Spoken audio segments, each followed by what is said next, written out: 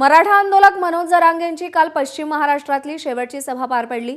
सोलापूर जिल्ह्याच्या माळशिरस तालुक्यातल्या तांदूळवाडीत रात्री 2 वाजेपर्यंत चाललेल्या सभेतून जरांगेंनी सरकारला इशारा दिलाय। तसंच सभेसाठी आल्यानंतर त्यांचं मोठ्या जल्लोषात स्वागत झालं। धन्यवाद।